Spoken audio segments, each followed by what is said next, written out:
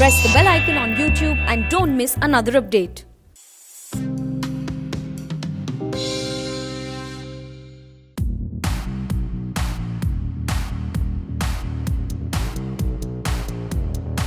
In 2007, Hyundai entered the B segment with the i10.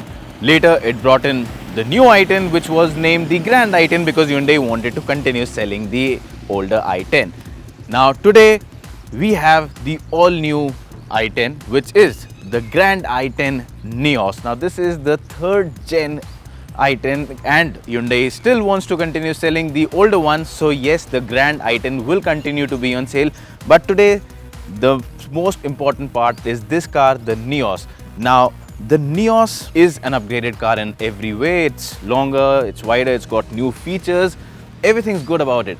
But the biggest challenge for this car is the fact that it will take on one of the country's best-selling cars, that is the Maruti Suzuki Swift. So, is it up to the job or not? Well, that's precisely what we'll find out over the next few minutes. Now, to start off with the design of the Grand i10 Nios, well, first look, it is quite a nice looking car. It's got a very sharp appeal to it. If you look at the front, well, you of course have this signature Hyundai grille up here. This gives it the family resemblance. Apart from that, you look at the headlamps. These are brand new headlamps, sharp design. The hood again has a lot of creases around it, gives it a lot of dynamism. And of course, you have these DRLs here, these boomerang DRLs. Now, these again are quite different. The placement is very different from what we find on the usual hatchbacks, which is mostly with the headlamp cluster, but that's not the case here. It's set in a different place. And of course, you have these fog lamps here with the chrome bezels. So overall, what you get is a very sharp and a fresh design. It does come across as a very youthful car.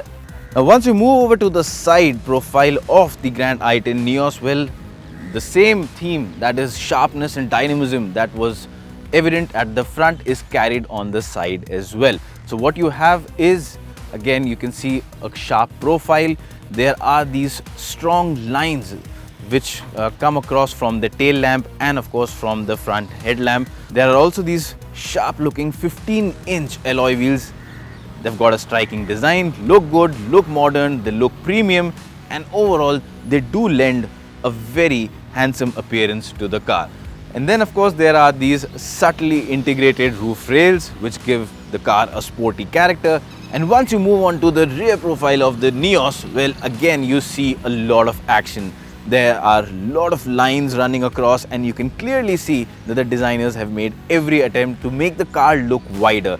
The only thing that we think a lot of people might notice is that when you look at the Nios bang on from the rear angle, it does bear a lot of resemblance to the older i10, but it still does manage to carve out a new identity for itself. Now, once you're inside the new Grand i10 Nios, well, it is a totally fresh cabin to be in. Now, if you look at the front, well, it's an entirely new setup. So what you get is a new infotainment screen. Now, this is an 8-inch infotainment screen, which makes it the largest in its segment. So that's a big bonus. And you also get, of course, the Android Auto and Apple Car connectivity with it. The screen itself has got a nice user interface. It is quite easy to use. The touch response is good, so you'll not have any issues in terms of operation of the system at all. And of course, you also get a wireless charging pad here, which is again a first in this segment. You also have these USB charging points here, two of them precisely. One of them supports fast charging, one will support normal charging, and the wireless charger, by the way, supports fast charging. So the biggest advantage with this cabin is that you can charge multiple devices on the go. Now, in terms of dashboard, again, the Nios comes with a very dynamic design. Now, you've got this honeycomb finish here on the dashboard, looks really premium. The material quality, the touch feel is very nice, and it comes across as a very premium cabin. You've got some space here, so that's smart integration for keeping your small knickknacks. And of course, if you talk about the steering wheel, it's a nice chunky steering wheel to hold. You've got the audio and the telephone controls on the steering wheel. And of course, if you talk about space in the doors itself, the doors do have very large places to place in your water bottles, and you will still be left with space for putting in a lot more stuff here. And moving on to comfort, well, the seats themselves are quite nice. The support is good, so you've got good ample cushioning here. And of course, even if you are someone who has a larger body frame than me, they are quite accommodating, so you'll not have a problem in that respect. In terms of color, again, there is option wherein you can either choose these. You can also go in for black seats. Now, like I told you at the starting of this video, that the key challenge for the Nios will be taking on the Swift, and for that you need a lot of features, of course, inside the cabin. And the Nios does come across with a lot of segment first features, but I've compiled a list wherein I'll tell you precisely those features that the Nios has and the Swift doesn't. Now, of course, there's the fact that this comes with the segment largest touchscreen here. It's an 8-inch touchscreen. You've got rear AC vents in this car, and there's a wireless charger. Again, this is something that the Swift does not come with. And you also have a shark fin antenna. Looks cool. And you have a driver rear view monitor. Again, it comes with grid lines, but these are static grid lines, not dynamic grid lines, so they do not turn with the steering. But again, the resolution for the camera is good, so it does help you get into tight spots or get out of tight spots. You also have this feature of emergency stop signal, so if you have a panic braking moment, immediately the car will automatically start flashing its hazard lights. So that is a safety feature. It warns oncoming traffic. And there's a variable warranty, which is again first of its kind feature in the segment, wherein you have an option to choose from 3 types of warranty, wherein you can either go in for a standard warranty, which is for 3 years, or for a 4 years, or for a 5-year warranty. Of course, the kilometer range would vary. So now we're in the rear seat of the Grand i10 Nios, and what matters the most here is space. Now, of course, this car is larger than the older Grand i10, so you do get more space than that. But again, in respect to the Swift, which is its key competitor, the Swift is still longer, it's wider, and it's slightly more taller. So you would expect that in terms of space, the Nios is probably a little behind the Swift.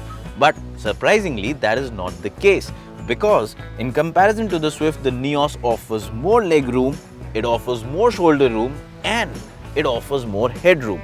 Now, the driver's seat, I've got it adjusted to my driving preference. I'm 5 feet 8 inches for reference, and you can see I clearly have a lot of space in terms of leg room, no problem at all. Again, the floor is flat, so I can easily slide my feet under. That helps if you're going to be in the seat for a long time. The seat backrest angle is quite nice, so it gives you a very comfortable seating position.